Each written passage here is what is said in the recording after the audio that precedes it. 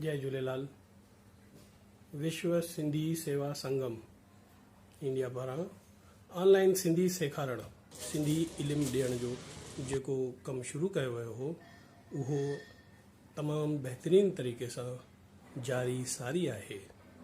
उन ई कड़ीअ में अॼु कुझु शागिर्दनि सां तव्हांखे रूबरू करायूं था जेके पहिरीं कक्षा माना पहिरीं क्लास पूरी करे चुका आहिनि। अचो त उन्हनि जे मुंहं खां पाण उन्हनि जी ज़ुबानी ॿुधूं। जय झूलेलाल। विश्व सिंधी सेवा संगम खे लख शुक्राना थोरा।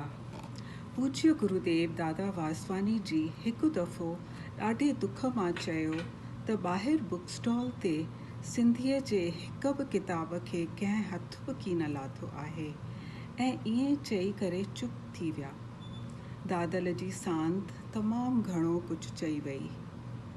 जेकी अमूल्य निष्काम सेवा VSSS जी संस्था करे रही आहे उहा त बेमिसाल थी आहे।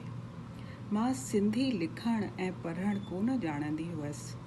हिन ग्रुप में अची करे तमामु प्यार भरी ऐं मुश्कंदी प्रियांती मैम सां मुलाक़ात थी।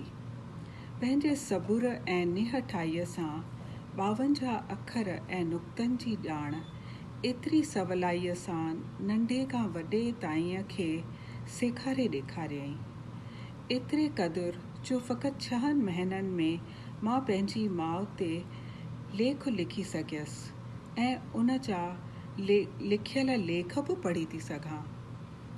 शल VSS ग्रुप जे हिकु टीचर ऐं ऑर्गेनाइज़र्स ते झूलेलाल साईं ऐं असांजे प्यारे दादल जी अहिड़ी आसीस थिए त सॼे विश्व में जिते बि असांजा सिंधी भाउर भेनरूं ऐं नंढड़ा ॿार टिड़ियल पखड़ियल आहिनि पंहिंजी मिठड़ी ॿोलीअ खे फ़ख़ुर सां सिखी वञनि।